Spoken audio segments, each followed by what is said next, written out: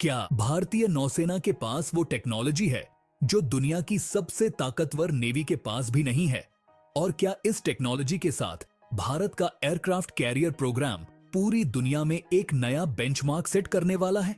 दोस्तों, आज का वीडियो एक ऐसे विषय पर है जो न केवल डिफेंस एंथुसियास्ट को बल्कि उन सभी लोगों को भी चौंका देगा जो ये सोचते हैं कि भारत की नेवी बस पुराने दौर की परंपराओं को निभा रही है। सवाल ये है, क्यों भारतीय नौसेना दुनिया की सबसे एडवांस्ड नेवीज के साथ खड़ी है और कैसे ये एक futuristic technology electromagnetic aircraft launch system emails को अपनाकर आने वाले समय में अपनी मैरीटाइम पावर को बढ़ा रही है। क्या ये सिर्फ एक टेक्नोलॉजी शिफ्ट है या फिर इसके पीछे कुछ और भी छिपा है? और सबसे बड़ा सवाल, क्या ईमेल्स को अपनाने से भारत की एयरक्राफ्ट कैरियर कैपेबिलिटीज में एक क्रांति आने वाली है? इलेक्ट्रोमैग्नेटिक एयरक्राफ्ट लॉन्च सिस्टम यानी ईमेल्स एक ऐसी टेक्नोलॉजी है जो एयरक्राफ्ट कैरियर्स को एयरक्राफ्ट लॉन्च करने की एक नई और एडवांस्ड क्षमता देती है।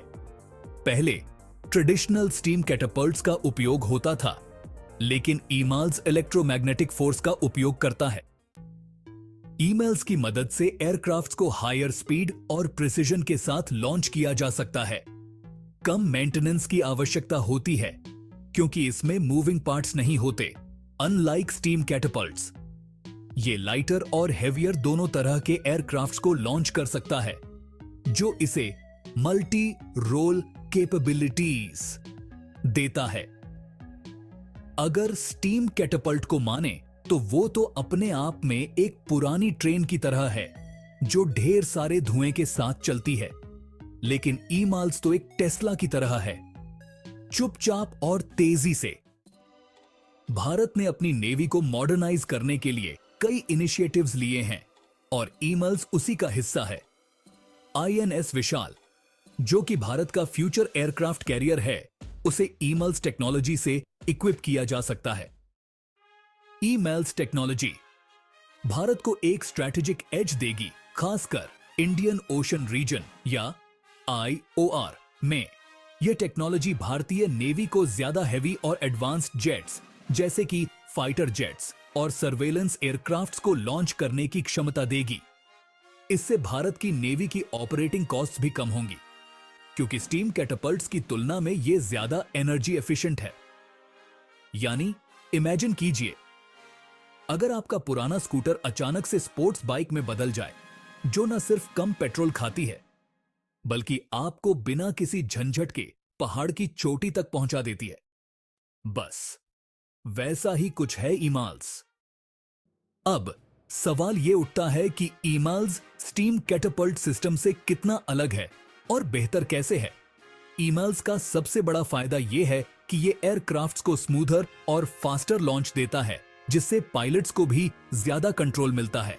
ट्रेडिशनल स्टीम कैटापल्ट्स की तुलना में ईमेल्स एक ही समय में ज्यादा एयरक्राफ्ट्स लॉन्च कर सकता है, जिससे कॉम्बैट सिचुएशंस में यह काफी लाभदायक है।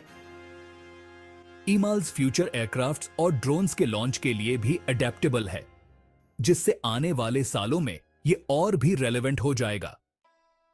ईमेल्स को अपनाने में काफी चैलेंजेस भी हैं, जैसे high initial costs, technology transfer issues और ट्रेनिंग रिक्वायरमेंट्स।